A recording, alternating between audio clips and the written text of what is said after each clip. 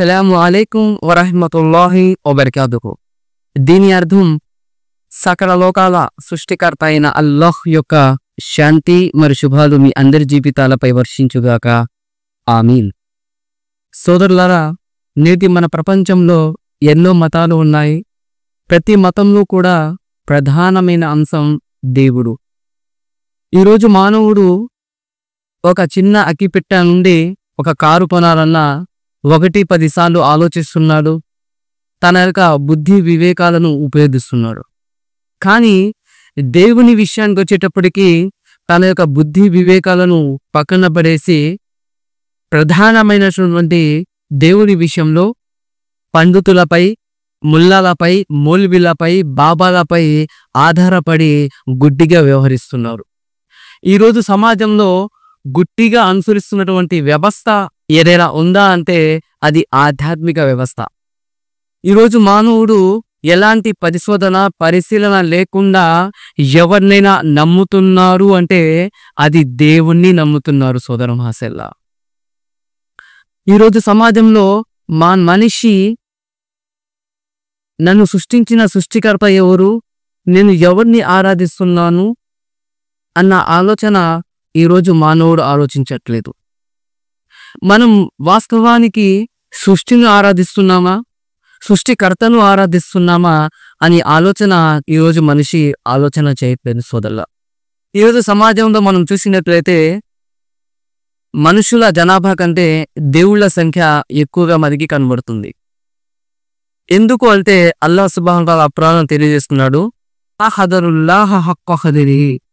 వారు అల్లాహను ఏ విధంగా విశ్వసించాలో ఆ విధంగా విశ్వసించలేదు. కాబట్టి ప్రజలు అనేక మందిని దైవాలుగా చేసుకుని ఆరాధిస్తున్నారు. అంటే నిజ సృష్టికర్త అల్లాహను ఏ విధంగా విశ్వసించాలో ఆ విధంగా దేవుని విశ్వసించడే. అంటే దేవుని యొక్క గుణగణాలేమిటి, దేవుని యొక్క శక్తి సామర్థ్యాలేమిటి, దేవుని యొక్క గొప్పతనం ఏమిటి, దేవుని గురించి సరైన అవగాహన లేని కారణంగా ఈరోజు మనిషి నిజ దైవాన్ని వదిలేసి కల్పిత దైవాలుగా చేసుకొని ఈరోజు మానవుడు ఆరాధిస్తున్నాడు. సోదర, వాస్తవానికి మనం దేవుణ్ణి ఆరాధిస్తున్నామా, సృష్టికర్తను ఆరాధిస్తున్నామా, లేదా సృష్టిని ఆరాధిస్తున్నామా ఎలా తెలుస్తుంది? ఎలా తెలుసుకోవాలి అంటే దేవుని గురించి సరైన అవగాహన మనం కలిగి ఉండాలి. ఎప్పుడైతే దేవుని యొక్క గుణగణాలను తెలుసుకుంటామో, దేవుని యొక్క శక్తి సామర్థ్యాలను మనం తెలుసుకుంటామో, దేవుని గురించి యొక్క గొప్పతనం ఎప్పుడైతే మనం తెలుసుకుంటామో అప్పుడు మనం దేవుణ్ణి ఆరాధిస్తున్నామా, సృష్టిని ఆరాధిస్తున్నామా, సృష్టికర్తను ఆరాధిస్తున్నామా మనకి అర్థమవుతుంది. సోదర, కాబట్టి ఈరోజు ఈ వీడియోలో దేవుడు అంటే ఎవరు, నిజంగా దైవానికి ఉన్నటువంటి లక్షణాలు ఏమిటి, సృష్టి ఏంటి, సృష్టికర్త ఎవరు, ఇన్షాల్లా మనం తెలుసుకుందాం. సోదరులారా, మనం ఎవరిని ఆరాధిస్తున్నామో అది దేవుడా కాదా అని మనం తెలుసుకోవడం కోసం దేవునికి ముఖ్యంగా అనేక గుణ లక్షణాలు ఉన్నాయి. ముఖ్యంగా నేను 5 గుణ లక్షణాలు తెలియజేస్తాం. ఈ గుణ లక్షణాల ద్వారా మనం సృష్టిని ఆరాధిస్తున్నామా, సృష్టికర్తను ఆరాధిస్తున్నామా మనకి అర్థమవుతుంది. సోదరులారా, మరి మొదటి గుణలక్షణం ఏమిటి అంటే దేవునికి ఉండవలసినటువంటి మొదటి లక్షణం, దేవుడు అనేవాడు పుట్టించేవాడే గానీ పుట్టేవాడు కాదు. సోదరులా, ఈ సమాజంలో ఈ ప్రపంచంలో ఉన్న ప్రతిది కూడా సృష్టించబడేదే. మానవులు కానివ్వండి, ప్రవక్తలు కానివ్వండి, అదేవిధంగా జంతువులు, కీటకాలు, సూర్యుడు, చంద్రుడు, నక్షత్రాలు, ఆకాశాలు, భూమి ఇవన్నీ కూడా దేవునిచే సృష్టించబడేది. సోదరులా, సృష్టి అనేది దేవునిచే సృష్టించబడేది, కానీ దేవుడు సృష్టించబడేవాడు కాదు. సోదరులా, అంటే దేవుడికి పుట్టుక లేదు, దేవుని పుట్టుక లేనివానిగా మనం విశ్వసించాలి. ఖురాన్ గ్రంథంలో సూరా ఇఖ్లాస్ 112వ అధ్యాయం 3వ వాక్యంలో లం యలిద్ వలం యూలద్, ఆయనకు ఏ సంతానము లేదు, ఆయన కూడా ఎవరి సంతానము కాదు. ఆ దైవానికి ఏ సంతానము లేదు అంటే దైవానికి ఎలాంటి కుమారులు, కూతుర్లు ఎవ్వరూ లేరు, అంటే దైవానికి ఎవరు పుట్టరు. అదేవిధంగా ఆ దైవం కూడా ఎవరి సంతానము కాదు. ఆ దైవం కూడా ఎవరి సంతానము కాదు అంటే ఆ దైవానికి పుట్టుక లేదు, తల్లిదండ్రులు ఆ దైవానికి ఎవరు లేరు. అంటే దేవుణ్ణి మనం ఎలా విశ్వసించాలి అంటే పుట్టుక లేనివాడిగా మనం విశ్వసించాలి సోదరా. ఈ సృష్టిలో ఏదైతే సృష్టించబడుతుందో పడుతుందో అదంతా కూడా సృష్టిగా మనం భావించాలి. ఎందుకంటే ఒక వస్తువు సృష్టించబడుతుంది అంటే, ఒక ప్రాణి సృష్టించబడుతుంది అంటే దాన్ని సృష్టించేవాడు ఒకడు ఉన్నాడు, ఆయనే సృష్టికర్త సోదరులారా. అంటే ఆ దైవానికి మొదటి లక్షణం ఏమిటి అంటే దేవుడు పుట్టడు, పుట్టేది ఏది కూడా దేవుడు కాదు సోదరులారా. మరి మొదటి గుణలక్షణం మనం చూసాం.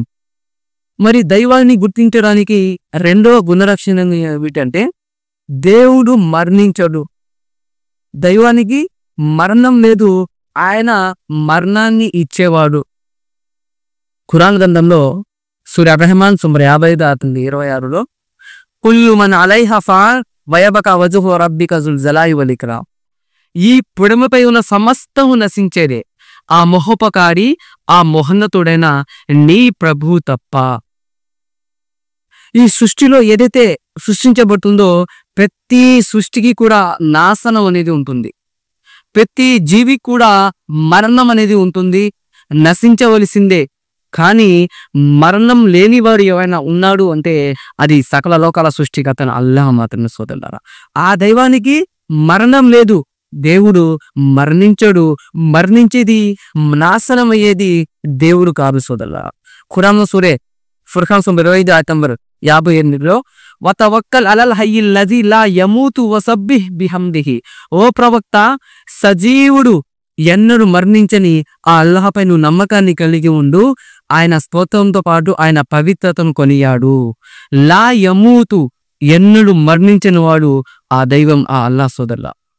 రెండో గుణలక్షణము మనం చూసాము, దేవుడు మరణించనివాడు, మరణం లేనివాడు అని మనం తెలుసుకున్నాము. మరణించేది ఏది కూడా, నాశనం అయ్యేది ఏది కూడా దైవం కాజాడు సోదట.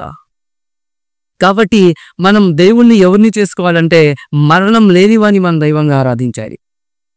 మరి మూడవ గుణలక్షణం మనం చూసినట్లయితే ఆ దైవాన్ని గుర్తించడానికి దేవుడు కంటికి కనిపించను, ఆయన సమస్తాన్ని చూస్తాడు.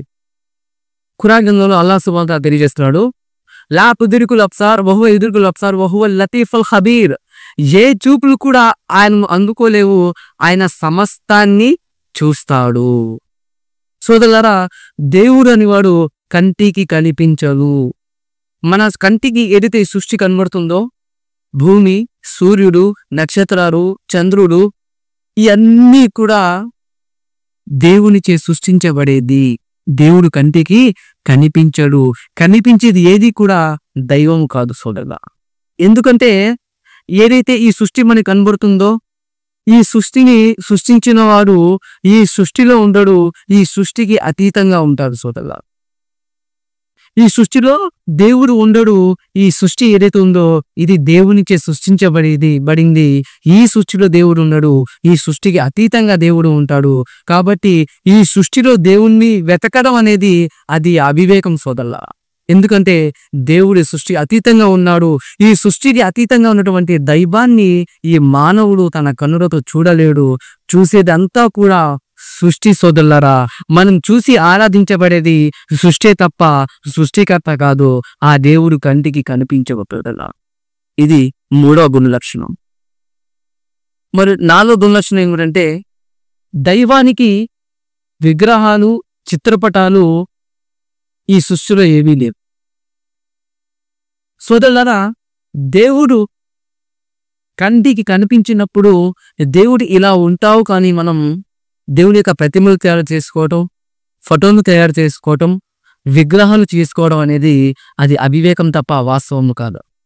ఎందుకంటే దేవుడు మన కంటికి కనిపించడు. అలాంటప్పుడు దేవుడు ఇలా ఉంటాడు అని చెప్పలేము. కాబట్టి దేవుడు ఈ రూపం కలిగి ఉంటాడు అనేది అది వాస్తవం కాదు సోదరు. వలం యకుల్లహు కుఫువన్ అహద్. ఆ అల్లాహ్కి సాటి మేటి సరి సమానులు ఎవ్వరూ లేరు. అల్లాహ్ని పోలినది ఈ సృష్టిలో ఏమీ లేదు అని అల్లాహ్ సుబ్హానహు కూడా తెలియజేస్తున్నాడు సోదరులారా. సూర్య 112 అల్లాహ్ సుబ్హానహు తెలియజేస్తున్నాడు. అంటే ఆ అల్లాహకి ఆ దైవానికి సంబంధించినటువంటి పోలిక ఈ సృష్టిలో ఏమీ లేదు. దేవుడు సృష్టికి అతీతంగా ఉన్నాడు. ఈరోజు ఎవరైతే విగ్రహాలను చిత్రపటాలను తయారు చేసుకుని ఆరాధిస్తున్నారో అదంతా కూడా మానవుడు తను తయారు చేసినటువంటి సృష్టి తప్ప అది దైవం ఎంత మాత్రం కాదు సోదరుడా. మరి 5వ గుణ లక్షణాన్ని మనం చూసినట్లయితే దేవుడు మానవ అవతారము ధరించి ఈ భూమి దగ్గర రాడు. ఈరోజు సమాజంలో మనం చూసినట్లయితే ఎప్పుడైతే సమాజంలో పాపాలు పడి పెందిపోతాయో అప్పుడు ఈ పాపాలను రూపమాపడం కోసం దేవుడే ఒక మానవుడిలాగా అవతారం ధరించి ఈ భూమి దగ్గర వస్తాడండి అన్న ఆలోచన ఈరోజు చాలా మంది కలిగి ఉన్నారు సోదరా.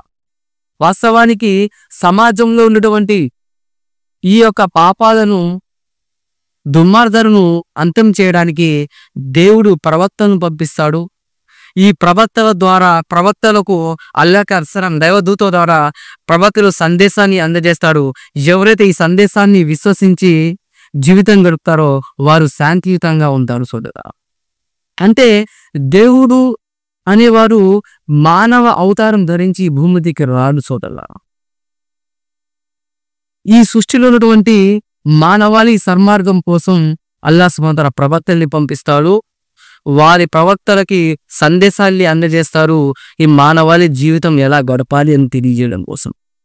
కాబట్టి సోదరులారా, ఈ 5 గుణలక్షణాలు ఏదైతే నేను తెలియజేశానో, మొదటిది దేవుడు పుట్టాడు, దేవుడు మరణించాడు, దేవుడు కడ్డి కల్పించాడు, ఆయనకి విగ్రహాలు చిత్రపటాలు ఏమీ లేవు, దేవుడు ఈ సృష్టికి అతీతంగా ఉన్నాడు, ఆ దేవుడు మానవ రూపం ధరించి ఈ భూమి దగ్గర రాడు. సోదరులారా, ఈ 5 గుణలక్షణాలు ఎవరికైతే ఉంటాయో ఆయన్ని మనం దైవంగా భావించాలి, ఆయన్ని విశ్వసించాలి, ఆయన్ని మనం ఆరాధించాలి.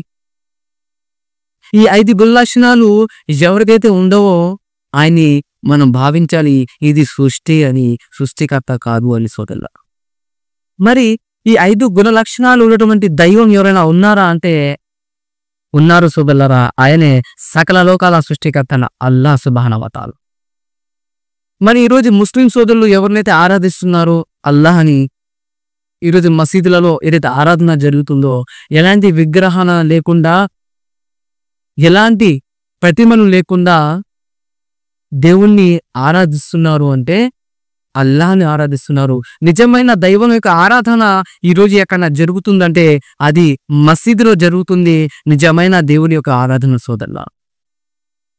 మరి అల్లాహ్ అంటే చాలా మంది అనుకుంటారు ముస్లిం దేవుడు అని. సోదరులారా, ఇది అపోహ తప్ప వాస్తవము కాదు. అల్లాహ్ ఎవరి సృష్టికర్త అంటే ఖురాన్లో అల్లాహ్ చేస్తున్నాడు. సూరే నాస్ సూరా 14 ఆయత నంబర్ 1, 2, 3 వాక్యాలు మనం చూసినట్లయితే కుల్ ఔజు బిరబ్బిన్ నాస్ మలికిన్ నాస్ ఇలాహిన్ నాస్. ఓ ప్రవక్త వారికి చెప్పండి, అల్లాహ్ మానవుల ప్రభువు, మానవుల సృష్టికర్త, మానవుల ఆరాధ్య దైవం. సోదరులారా, అల్లాహ్ మానవుల ప్రభు అని, మానవుల సృష్టికర్త, మానవుల ఆరాధ్య దైవం అని ఖురాన్లో సుబ్హాన్ అల్లాహ్ సుబ్హానహు తెలియజేస్తున్నాడు. అల్లాహ్ అనేవాడు కేవలం ముస్లిం దేవుడు అనేది అది అపోహ తప్ప వాస్తవం కాదు సోదరులారా. ఇంకా అల్లాహ్ అంటే ఎవరు? అల్లాహ్ ఎవరు అంటే ఖురాన్ రూమ్ నంబర్ 30 ఆయత 40 అల్లాహ్ తెలియజేస్తున్నాడు. అల్లాహు లజీ ఖలఖకుం సుమ్మ రజహకుం సుమ్మ యుమీతుకుం సుమ్మ యుహీకుం హల్ మిన్ షురకాయికుం యఫఅలు మిన్ జాలిక మిన్ షై సుబ్హానహు వ తఆలా అమ్మా యష్రికూన్. అల్లాహు లజీ ఖలఖకుం, ఆ అల్లాహ్ మిమ్మల్ని పుట్టించాడు. సుమ్మ రజహకుం, ఆయనే మిమ్మల్ని ఉపాదిస్తున్నాడు. సుమ్మ యుమీతుకుం, ఆయనే నీకు మరణాన్ని ఇస్తున్నాడు. సుమ్మ యుహీకుం, ఆ తర్వాత మీకు ప్రాణం పోసి మళ్ళీ నిలబెట్టేది కూడా ఆ అల్లాహ్ సుబ్హానహు వ తఆలా. అలాంటప్పుడు మీరు ఆ అల్లాహ్ను వదిలేసి ఎవరిని ఆరాధిస్తున్నావు అని అల్లాహ్ ప్రశ్నిస్తున్నాడు సోదర.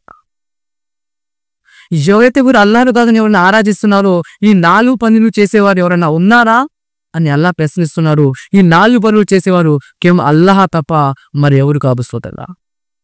పుట్టించేవాడు, ఆహారాన్ని ప్రసాదించేవాడు, మరణాన్ని ఇచ్చేవాడు, మరణం తర్వాత పరలోకంలో మళ్ళీ ప్రాణం పోసి నిలబెట్టి ఇహలోక జీవితం గురించి లెక్క తీసుకునేవాడు ఈ కేవలం అల్లాహ్ మాత్రమే ఉన్నారు.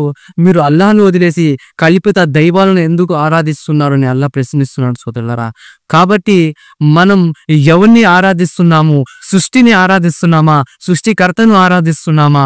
మనం ఒకసారి ఆలోచన చేయాలి సోదరులారా.